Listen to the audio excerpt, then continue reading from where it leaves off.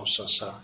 감사를 드리며 우리 주 예수 그리스도의 이름으로 기도드리옵나이다. 아멘. 하나님의 말씀입니다. 잠언 25장입니다. 구약성경 잠언 25장 15절에서 28절의 말씀 보도록 하겠습니다. 구약성경 939페이지 잠언 25장 15절에서 마지막 절까지 제가 읽도록 하겠습니다. 오래 참으면 가는도 설득할 수 있나니 부드러운 혀는 뼈를 꺾느니라. 나는 꿀을 보거든 조카리만큼 먹으라. 가식함으로 토할까 두려우니라. 너는 이웃 집에 자주 다니지 말라. 그가 너를 싫어할까 미워할까 두려우니라. 자기 이웃을 쳐서 거짓 증거하는 사람은 방망이요 칼이요 뾰족한 화살이니라. 환난 날에 진실하지 못한 자를 의뢰하는 것은 부러진 이와 이골된 발 같으니라.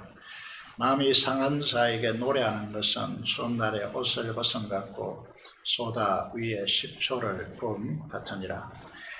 내 원수가 배고파 하거든 음식을 먹이고 목말라 하거든 물을 마시게 하라. 그리하는 것은 빈 수철 그의 머리에 놓는 것과 일반이요 여호와께서는 이게 갚아주시리라. 북풍이 비를 일으킨 같이 참수하는 혀는 사람의 얼굴에 분을 일으키느니라. 다투는 여인과 함께 큰 집에서 사는 것보다 움막에서 혼자 사는 것이 나으니라. 먼 땅에서 오는 좋은 기별은 목마른 사람에게 냉수와 같으니라. 의인이 악인 앞에 굴복하는 것은 우물이 흐려짐과 샘이 더러워짐과 같으니라. 꿀을 많이 먹는 것이 좋지 못하고 자기의 영예를 구하는 것이 헛되니라. 자기의 마음을 제어하지 아니하는 자는 성읍이 무너지고 성벽이 없는 것과 같으니라.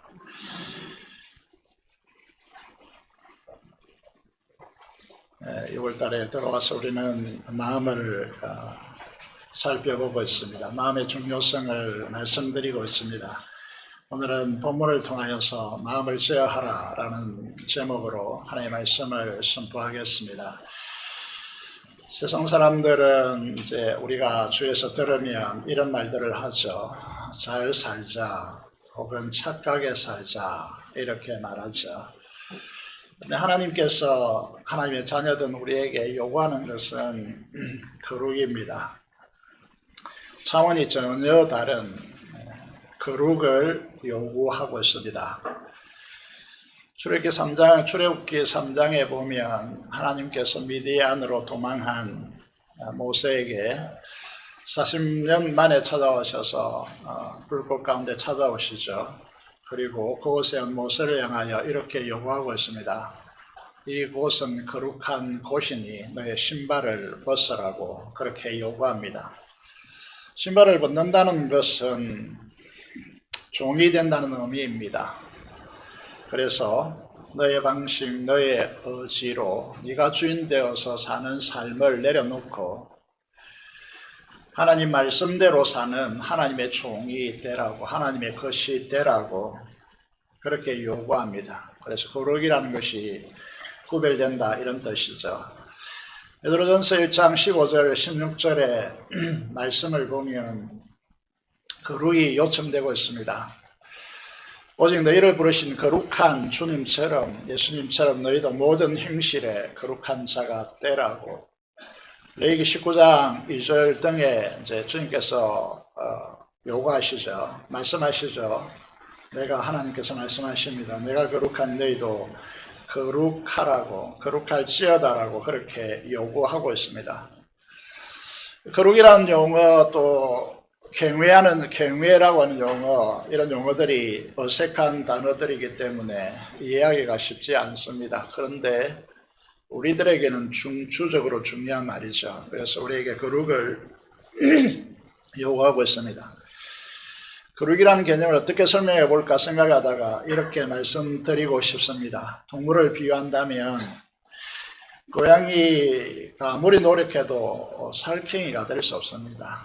좀 더 노력하면 호랑이가 되겠지 이렇게 세상에서는 말하겠지만 결코 고양이가 호랑이가 되는 일은 없습니다. 무슨 말씀을 드리려고 하느냐 하면 하나님께서 우리를 거룩한 자녀로 만드셨습니다. 창조하셨습니다. 복음이 제시하는 엄청난 내용들을 화면에 적어 놨는데 우선 하나님께서 우리에게 어떤 엄청난 존재로 빚으셨는가 이게 이제 성경이 복음을 통하여서 말씀하고 있는 바이죠. 우리가 소중한 이유는 우리를 하나님의 것으로 삼으시기 위해서 지불된 대가를 보면요.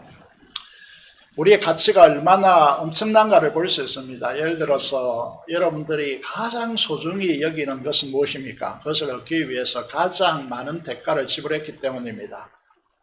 하나님도 마찬가지인데 선아보다 더 귀한 선아들 다 죽어도 살 수 없는 주님의 생명의 값으로 우리를 사셨습니다. 이거를 이제 성경에서 구속이라고 이야기합니다. 우리에게 영을 창조하여서 우리에게 주셨습니다. 세상 사람들이 갖지 못하는 영을 우리는 가지고 있습니다. 그리고 죄로 굳어진 우리의 마음을 제거하고 새 마음으로 부드러운 마음으로 우리에게 주셨습니다. 그 마음에 누가 거하십니까? 예수님께서 주님께서 거하시고 있고 이 사실을 알도록 하기 위해서 우리에게 성령 하나님을 보내주셨습니다. 거기에다 결정적인 것을 좀 말씀드리고 싶은데 계속해서 이제 말씀드리고 있는 건데요. 이 세상을 창조하기 전에 성부 하나님께서는 여호와 하나님께서는 아들을 낳으셨습니다. 조작한 것이 아닙니다. 낳으셨다는 것이죠. 낳으셨기 때문에 그 아들에게 하나님 그분의 영광을 아들에게 분여하셨습니다. 그래서 하나님 되게 하신 것이죠. 하나님이시다라고 할 때 가장 중요한 요소는 바로 이 영광입니다. 그 영광을 아들에게 분여하셨다는 것이죠.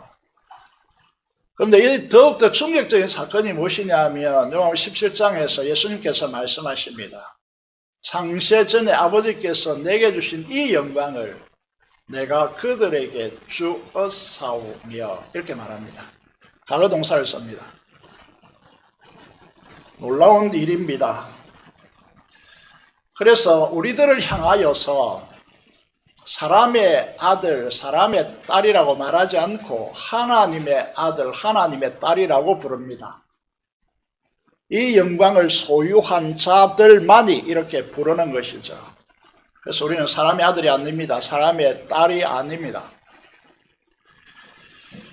이렇게 하셔서 우리에게 무엇을 요구하고 있느냐 하면 호랑이가 고양이로 살 수 없듯이 우리로 하여금 세상의 방식대로 살지 말고 거룩한 부르심을 입은 하나님의 자녀답게 살라라고 그렇게 요구합니다. 이게 뭐냐 하면 거룩입니다. 거룩의 개념이 이렇게 나타나는 것이죠. 그래서 사도 베드로는요. 베드로전서 1장 13절에서 15절을 보면 화면을 보시면 이제 무엇을 말씀하고 있습니까? 하나님의 자녀답게 사는 것은 거룩한 자로 사는 것이다 라고 그렇게 말씀하고 있습니다. 오직 너희를 부르신 거룩한 이처럼 너희도 모든 행실에 거룩한 자가 되라, 착하게 살아라, 바르게 살아라 이렇게 말하고 있지 않고 모든 행실에 거룩한 자가 되라고 우리에게 요구하고 있습니다. 전에 하나님과 말씀을 알지 못했던 때에 행한 것 같이 너희의 사사로운 욕심을 따라 살아가지 말고 사욕을 본받지 말고 모든 행실에 거룩한 삶을 살아라고 우리에게 요구하고 있습니다. 그렇게 하기 위해서 13절에 보니까 뭘 하라고 합니까? 오늘 제목의 말씀처럼 너희 마음의 허리를 동이라고 헌신하라고 우리에게 요구하고 있습니다. 다시 말해서 마음을 제어해야 된다. 그렇게 말씀하고 있습니다. 무슨 말일까요? 지난주도 도표를 통해서 말씀드렸습니다만 하나님의 방식과 사탄의 악한 영의 귀신의 방식이 전혀 반대로 온다, 이렇게 말씀을 드렸습니다. 그래서 제어하라는 말은 육신의 탐욕과 쾌락의 요구를 차단하고 하나님으로부터 오는 영향력 아래서 살라라고 그렇게 말씀드리고 있습니다. 그렇게 하기 첫 번째 비결이 무엇일까요? 그래서 여러분이 지금까지 취했던 방식, 노력하라, 그렇게 율법대로 살라, 계명을 지키라, 이런 요구를 많이 받아왔습니다만 성경은 그렇게 말씀을 하는 그 중심이 뭐냐 하면, 여러분 이것은요, 인간적인 노력이 아니라 그 마음 중심에 예수 그리스도를 주로 모셔드려야 한다. 이것이 성경이 우리에게 요구하는 방식이다, 이렇게 말씀하고 있습니다. 우리가 요한계시록 3장에 보면 2장 3장은 초대 이 7개 교회 대표적으로 보여주죠. 모든 교회의 행식은 다 7개 교회 안에 있다, 이렇게 해서 대표적으로 7교회를 보여주고 있는데, 우리 한국 교회를 적나라하게 잘 보여주는 교회가 있다면 그것은 라오디게아 교회라고 할 수 있습니다. 조국 교회가 라오디게아 교회처럼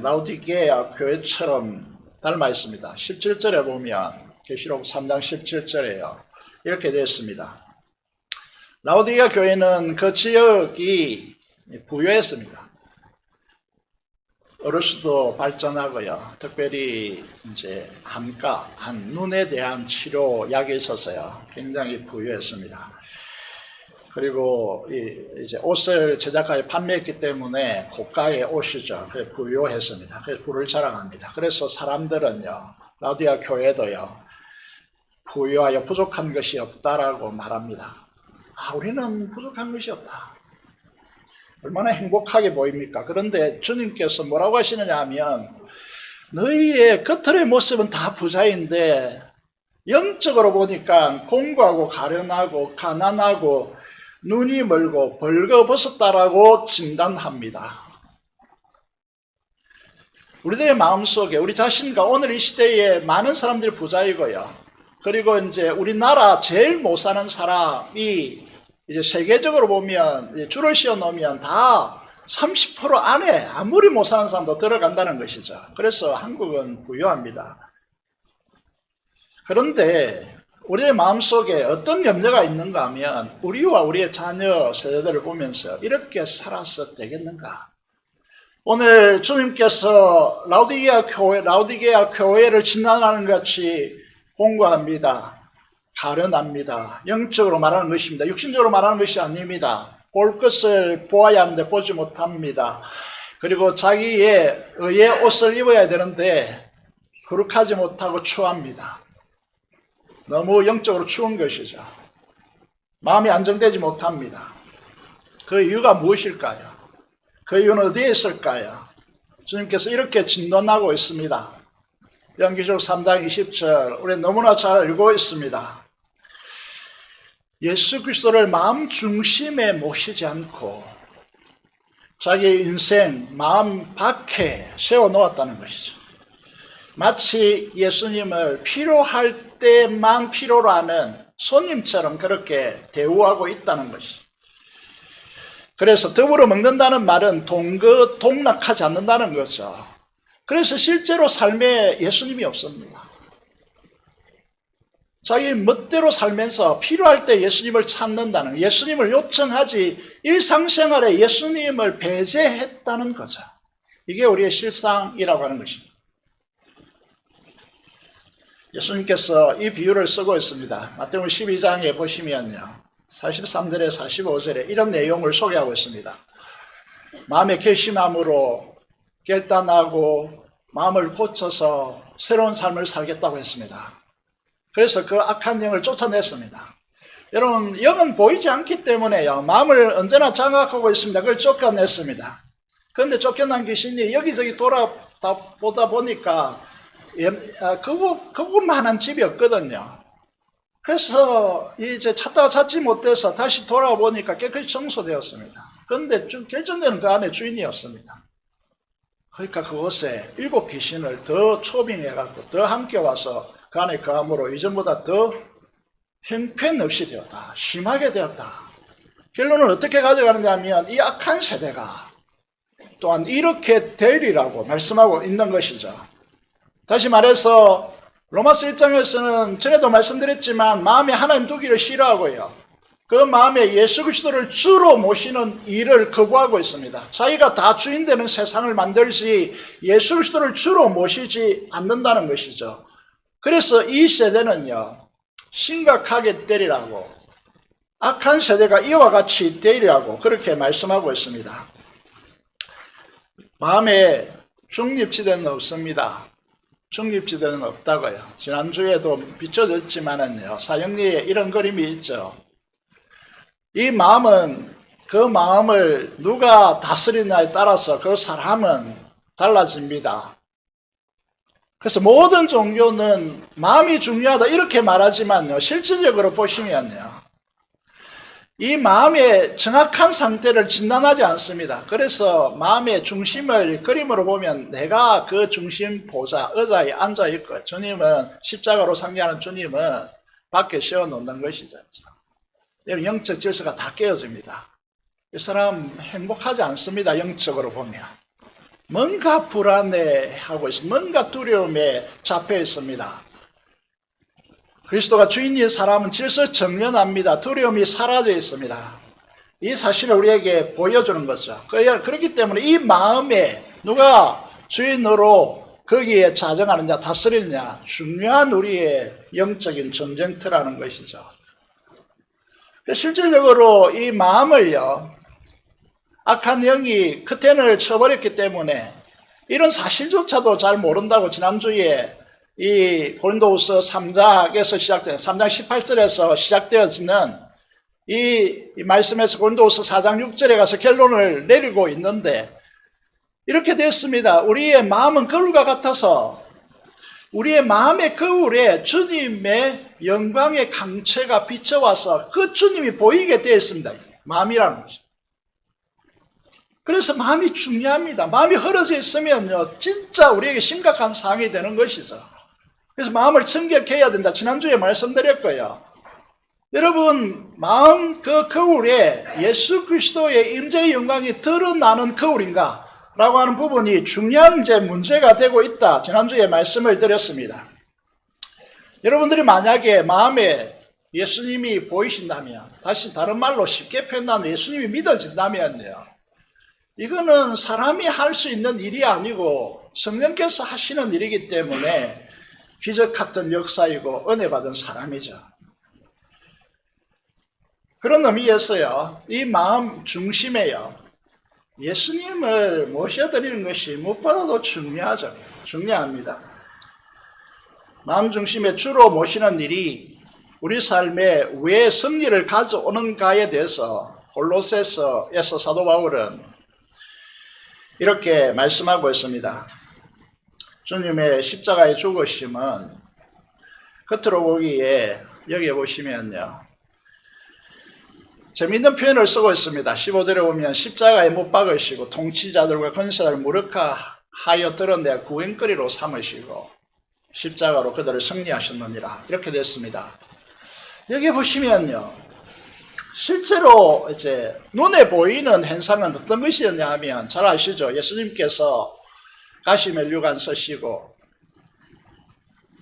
손과 발에 못이 박혀 있어서 십자가에 높이 달렸어요. 그건 대롱대롱 매달린 겁니다. 실제적으로 대롱대롱 매달렸어요. 그게 이제 계속 시간이 갈수록 축축 처지는 것이죠. 그죠? 그런 부분에서 사람들이 어떻게 했습니까? 대제사장 조롱했습니다. 내려와 보라고, 하나님의 아들이거든. 그리고 군병들은, 로마 군인들은 어떻게 했습니까? 갈대로 그 가시멜류관 쳤죠. 심판, 이제 재판받을 때 대제사장 총이 어떻게 했습니까? 예수님의 얼굴을 주먹으로 가격했습니다. 지나가는 사람들도 입을 삐죽거리면서 세상을 구원한다고 그렇게 소리치더니 자기 한 사람 구원할 수 없다라고 완전히 구경거리가 되었습니다. 근데 실제로는 어떻습니까? 예수님 십자가에 못 박히실 때 어떻게 된 거죠? 여러분, 가장 중요한 통치자들과 권세자들이요. 공중의 권세 잡은 자 사탄과 그 약한 영들을 드러내어서 그들을 구경거리로 드러낸 것입니다. 승리하신 것이죠. 사탄의 머리를 치고요. 그걸 부순 것입니다. 여러분, 이 사실을 보면서요, 주님께서 이렇게 말씀하십니다. 십자가는 유대 헬라인들에게 밀어난 것이고 치욕거리지만은 하나님의 능력이고 십자가로 그들을 이기셨다. 이렇게 됐습니다. 이 주님의 십자가의 능력과 그 사랑이야. 이 사랑을 안다면 우리는 요한일서 3장 16절을 한번 외워볼까요? 요한일서 3장 16절 잘 아시죠? 여러분 실력을 한번 볼까요? 요한복음 3장 16절부터 외워볼까요? 하나님의 세상을 이처럼 사랑하사. 이건 되죠? 여기까지 하겠습니다. 요한일서 3장 16절을 외우시겠습니다. 시작. 네, 강조를 몇 번 했는데도 잘 모르죠. 그가 주님이 우리를 위하여 목숨을 버리셨으니 이로써 우리가 사랑을 알고 우리도 형제들을 위하여 목숨 버리는 것이 마땅하도다 라고 되어 있습니다. 주님의 사랑, 십자가의 사랑을 안다면 우리들도 형제들을 위하여 목숨 버리는 것이 마땅하다 그랬는데 그렇게 하십니까? 옆에 있는 지체들을 보십시오. 내가 당신을 위해서 목숨 버리겠습니다. 할 수 있습니까? 해보세요 한번. 나는 당신을 위해서 목숨 버릴 수 있는 사람입니다. 하실 수 있겠어요? 당연하다 그러는데 목숨 버릴 수 있겠습니까? 옆에 있는 분 우리 형제잖아요.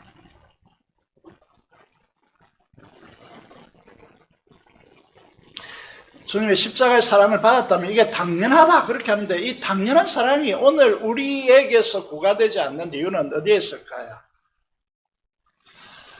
고린도후서 5장 14절에 사도 바울이 고린도후서에서 엄청난 진술을 하고 있습니다. 여러분 이 40대 가난 매를 39대죠. 3번이나 맞았고 배가 파스나이어서 죽을 직전까지 갔고 돌에 맞아가지고 사람들이 죽었다고 내버리고 여러분 이런 사도 바울을 죽이기 전에는 먹지도 않겠다는 유대인들이 수두룩했고요. 이런 상황, 그런데도 불구하고 수많은 교회를 세우고요. 그래서 이 1세기 동안 100년 동안 100명이 동원돼도 할 수 없는 일을 사도 바울이 30년 만에 이뤄냈습니다. 이렇게 살아가는 이유가 어디에 있습니까? 이렇게 살아갈 수 있는 힘이 어디에 있습니까? 고린도후서 4장 14절에 이렇게 단적으로 진술합니다. 그리스도의 사랑이 나를 강건했기 때문이다. 여러분들 이렇게 교회에 헌신하고 예배드리고 이렇게 살아가는 중요한 이유가 그리스도의 사랑의 강건하심입니까? 사랑의 역사입니까? 아니면 다른 것입니까? 라는 질문을 지금 던지고 있는 것이죠.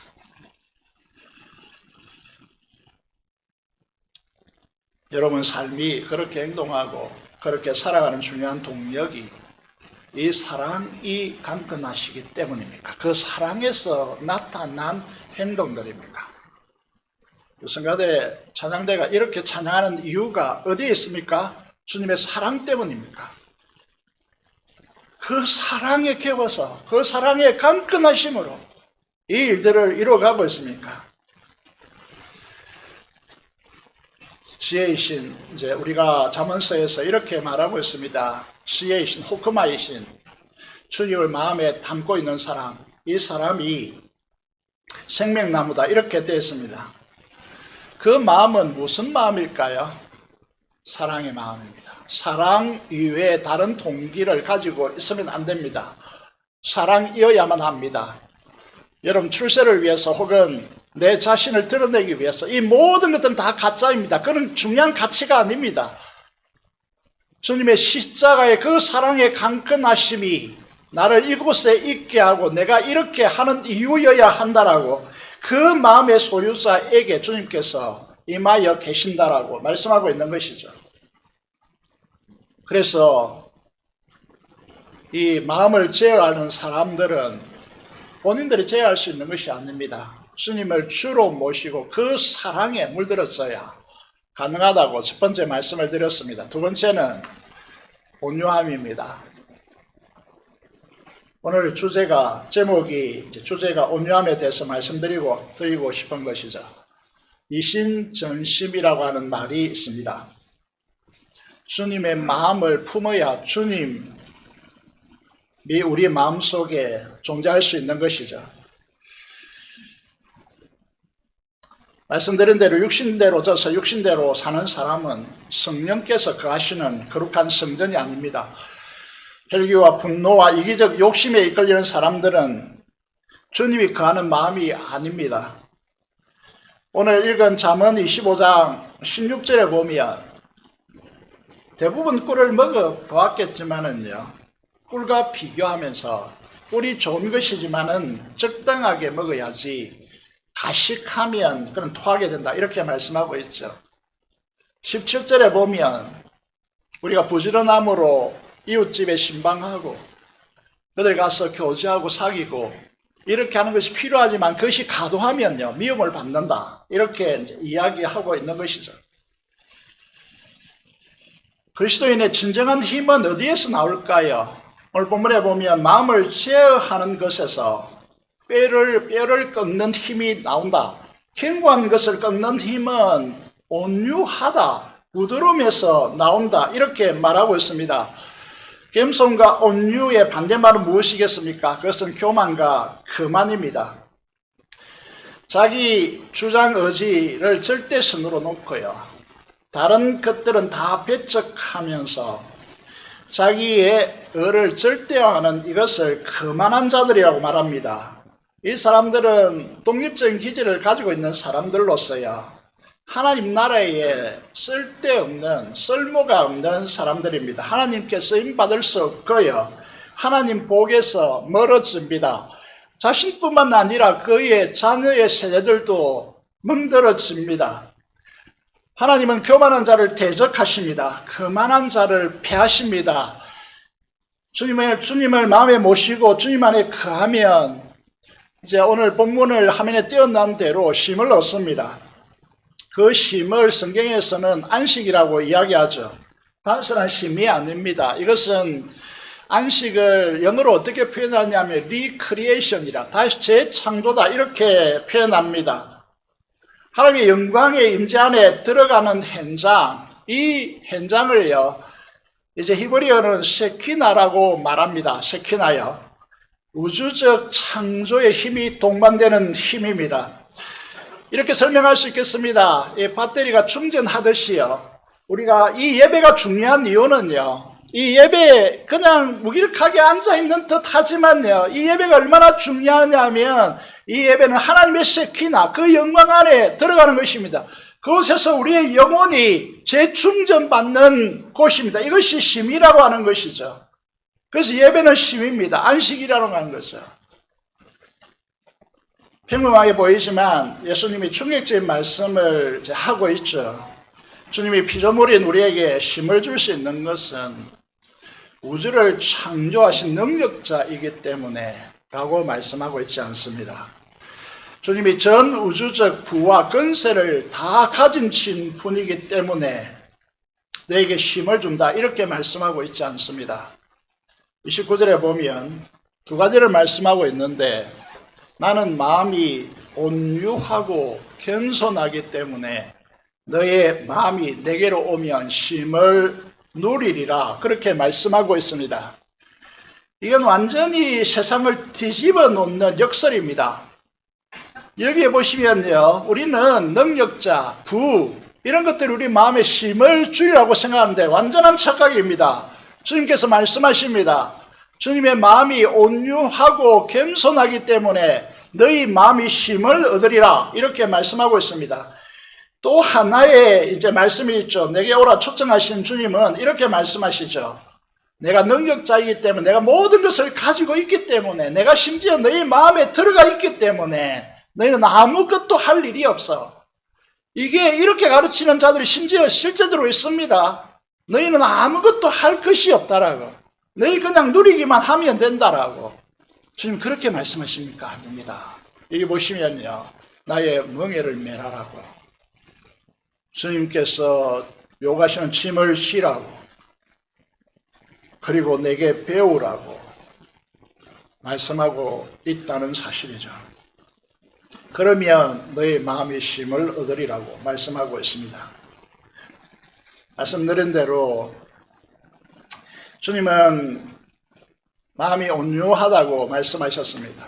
그리고 우리에게 빌립보서 2장 5절 이하에 보면 우리에게 주님의 마음을 품으라고 말씀하고 있습니다.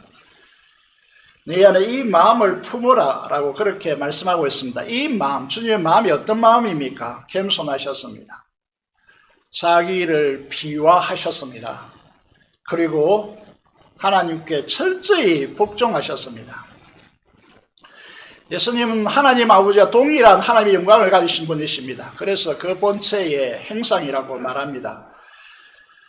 그런데 그 하나님과 동등됨을요, 잘 들어보십시오. 우리가 취하는 방식과 전혀 다릅니다. 어떤 희생을 치러서라도 붙잡아야 할 자기의 특권으로 추구하지 않으셨습니다. 그 무엇으로 강구하지도 않으셨습니다. 참 사람이 되셨고요. 참 사람이 어떤 삶을 살아야 되는가 사람처럼 사시고요. 하나님의 뜻을 받들어 성취하는 종으로서 철저히 결단하시고 결과적으로 십자가에 죽으셨습니다. 빌립보서 2장 5절에서 8절까지 이것을 우리는 온유라고 말합니다. 이 온유가요, 온 세상의 인류를 구원하는 세상에서 가장 무서운 능력으로 진술하고 있습니다. 우리 안에 이 마음을 품으라고, 온유를 품으라고 요구하고 있습니다.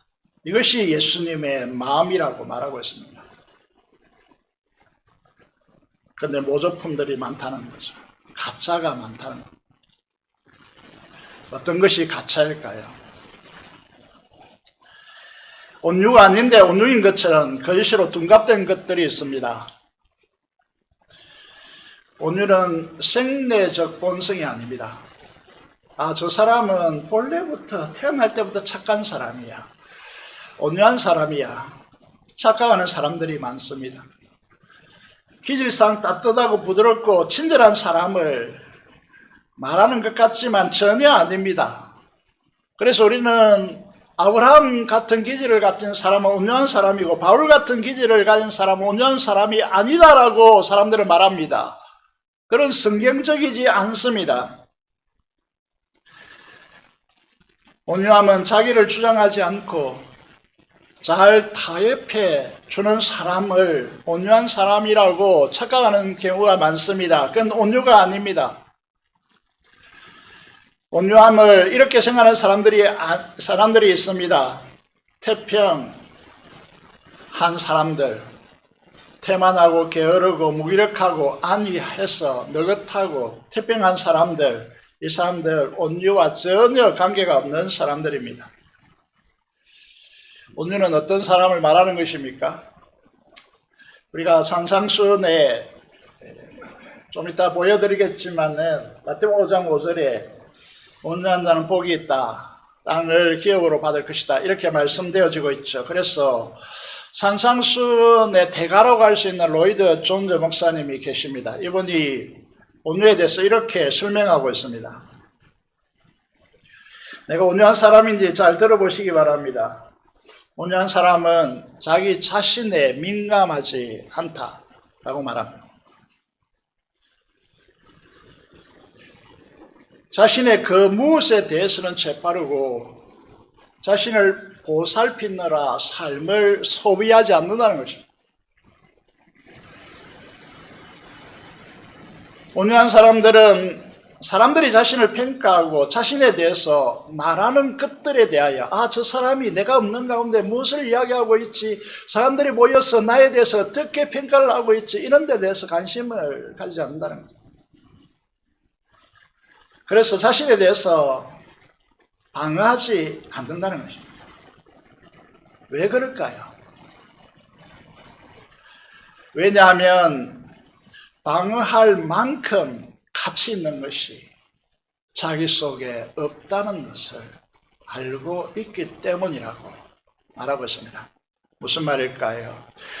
복음의 진술을 통하여서 죄에 사로잡힌 자신의 모습을 복음의 영광의 강체로 비침받았기 때문에 사람들이 나에 대해서 어떻게 이야기하든지 간에 그보다 더 형편없는 사람임을 자신이 알고 있기 때문에 사람들의 평가, 사람들의 소리에 민감하지 않다는 거죠. 이게 온유한 사람이라는 것입니다. 온유한 사람은 자기 연민에 빠지지 않습니다. 자기 연민에. 여러분, 자기 연민에 빠진 사람 정말 골치 아픕니다. 이 사람. 이런 사람들과 함께 있다는 것 자체가요, 불행하습니다. 이 사람도 어떻게 말하냐 하면 나에게 기회만 딱 한 번 준다면 내가 놀라운 일을 할 수 있다라고 해낼 것이라고 말합니다. 실제로요, 그런 목회자들도 많고요. 그런데 실제로 10번 더 기회를 줘도 못 해냅니다. 이 사람들은.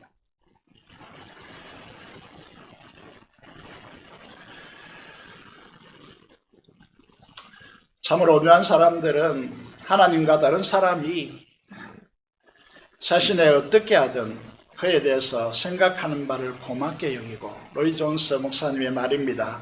놀라워하는 사람이다 라고 말합니다. 온유하지 않는 사람은요, 억만금을 갖다 줘도 감사할 줄 모릅니다. 겸손의 감사가 그의 삶에 온유한 사람들은 채워져 있다는 거죠. 온유한 사람을 만나보면요, 그의 삶에 감사가 넘치고 있다는 거죠. 온유한 주님께서 어떻게 하셨습니까? 베드로전서 2장에 보시면요, 욕을 당하시되 맞대어 욕하지 않으셨습니다. 고난을 당하시되 위협하지 않으셨습니다. 주님은 어떤 군대를 가지고 계십니까? 12영이 우리나라로 말하면 60만의 대군처럼 하늘의 천군 천사의 군대를 가지고 있습니다. 십자가에 달은 그들을 싹 다 쓸어버릴 수 있었죠. 그런데 그렇게 했습니까? 위협하지 않았습니다. 사랑하는 여러분, 지난 날을 돌아보십시오.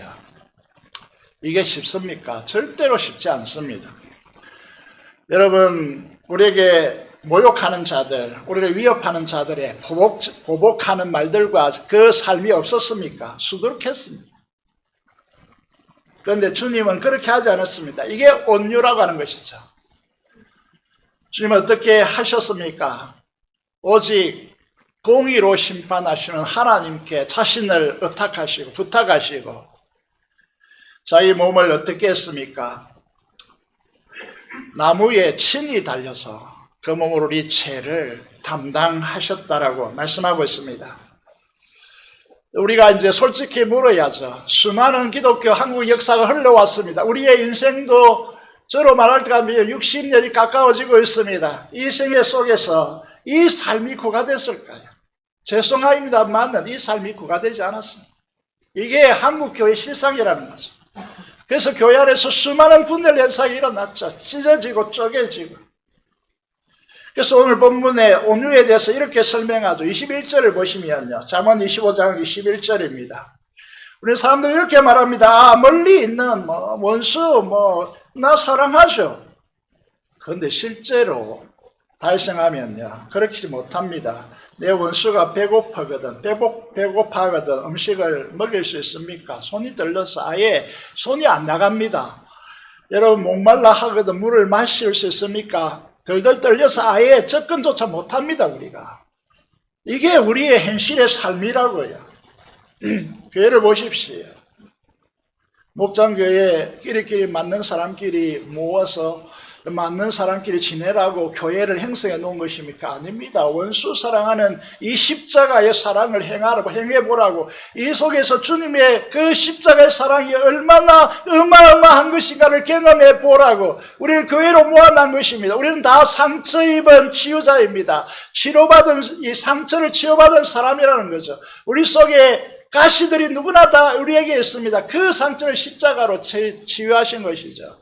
그런데 우리가 모여서 어떻게 합니까? 또다시 그들의 이 가시, 육신의 가시를 질타하면서 마치 상처 입은 그 옷에 소금으로 찢는 이 뭉대는 것과 같은 행동을 교회들이 얼마나 많이 하고 있습니다. 주님은 말씀하십니다. 나의 멍에를 메고 내게 배우라.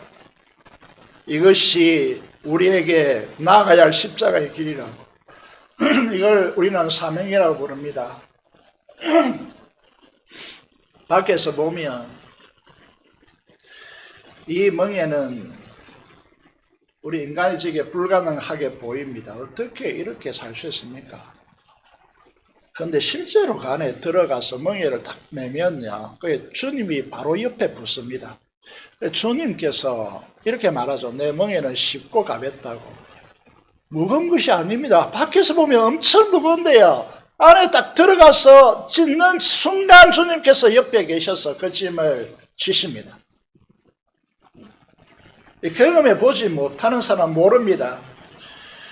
그래서 온유한 사람들이 어떻게 말하는가 하면 주님의 일을 실컷 다 해놓고 무엇이라고 간증합니까? 은혜를 모르는 사람들의 속을 뒤집어 놓습니다. 어떻게 고백합니까? 주님이 다 하셨습니다. 나의 나된 것은 다 하나님의 은혜입니다. 이렇게 말합니다. 그 속이 뒤집어지는 거죠. 도무지 이해가 안 가는 겁니다. 이게 은혜를 모르는 사람, 다시 말해서 온유하지 못한 사람들은요, 이건 도무지 이해가 되지 않는 것이죠. 그래서 주님께서 말씀하십니다. 나의 길을 따라오라고, 십자의 길을 따라오라고. 이 길을 걸어갔던 사람들 몇 사람을 소개하고 마무리해야 될 것 같습니다. 기드온인데요. 온유한 자가 복이 있다고 땅을 기업으로 누린다고 하는 이 실체를 성경에서 하나님께서 보여주시죠. 기드온이 이제 미디안의 침공을 이제 당하여서 군대를 모집합니다. 그때 모집된 군대가 몇 명이죠? 몇 명입니까? 3만 2천 명입니다. 그런데 적군은 미디안과 아말렉과 동방의 사람들 연합해서 이룬 군대의 숫자는 13만 5천입니다. 누가 이길까요? 이래도 될까 말까 하는데 하나님께서 몇 명을 돌려보냅니까? 3만 1,700명을 돌려보냅니다. 300명 딱 남기죠. 이쯤 되면 우리 현재 우리 모습은 난리가 나죠. 3만 5천 명이 일심도동 단결해 가지고 13만 5천을 맞서도 될까 말까 하는데 300명 말이 되냐고. 온유함이란 무엇일까요? 자기의 기준을 내어놓고 하나님께서 하라고 하는 것을 받아들이는 사람이 온유한 사람입니다. 조용히 31,700명을 내보내고 하나님을 기다리고 하나님께서 말씀하신 대로 횃불 항아리 들고 가라고 하면 그대로 가는 겁니다. 예레미야를 보십시오. 여러분, 요즘 말하면 이게 중국의 친화를 해야 된다. 주변에 거짓 선자들이 한결같이 다 말했습니다. 요즘 같이요, 586 세대들이 이제 이 일본을 미워하고 중국 친화 정책을 써야 된다 이렇게 말하지만요, 요즘 20, 30대가 어떻게 안케이트를 조사하니까 이 586 세대들이 충격을 받는 거죠. 이제 중국보다 일본보다 중국을 더 미워한다, 싫어한다. 이게 70% 정도로 나오니까요. 기존 세대가 뭐 이게 뭔가 하고 이게 좀 정신이 없는 그런 이제 세상을 맞이하고 있습니다. 여러분, 이런 상황에서요, 이 예레미야가 이런 거짓 선지자들의 이 막말들요, 이걸 그대로 고스란히 받습니다. 그러면서 그에게 대항하지 않고요, 바벨론 내에 항복해야 된다, 하나님의 뜻을 줄게, 이게 우리가 사는 길이다라고 말하는 것이죠. 그래서 예레미야는 어떻게 됐죠? 감옥에 갇히고요, 토백해 죽지 않습니까?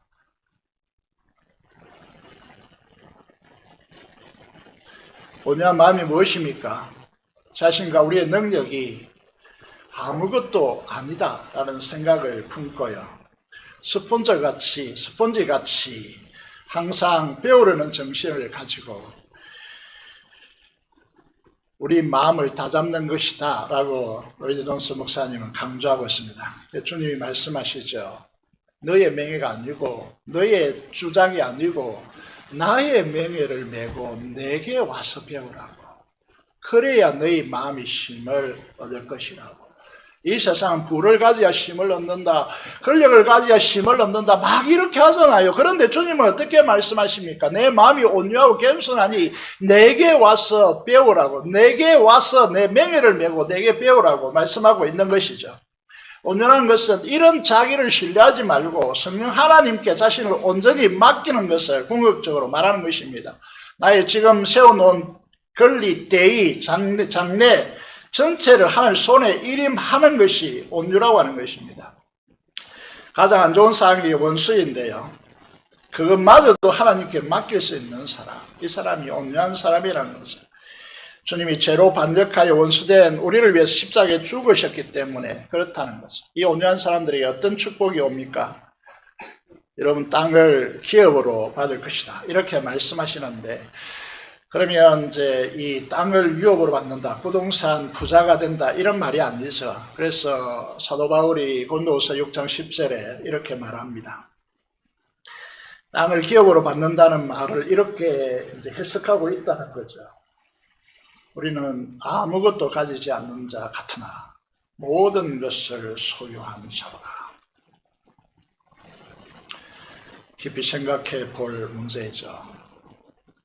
근심하는 자 같으나 항상 기뻐하고 가난한 자 같으나 많은 사람을 부유하게 하고 아무것도 없는 자 같으나 모든 것을 가진 자로다. 아멘이십니까? 여러분들 모든 것을 가진 자입니까? 그래야 여유롭죠. 여유가 있어야 온유함을 구축할 수 있죠. 여러분에게 결핍 때 아무것도 없는데 무슨 여유가 있겠습니까? 우리는 모든 것을 가진 자입니다. 로마서 8장 17절에 보면 사도 바울은 이렇게 말합니다. 자녀이면 하나님의 자녀이면 또한 상속자 곧 하나님의 상속자요. 굉장히 강조법을 쓰고 있습니다. 그리스도와 함께한 상속자라고 그렇게 말씀하고 있습니다. 하늘의 상속 이걸 알지 못하면요. 땅의 것들로 분주하겠죠.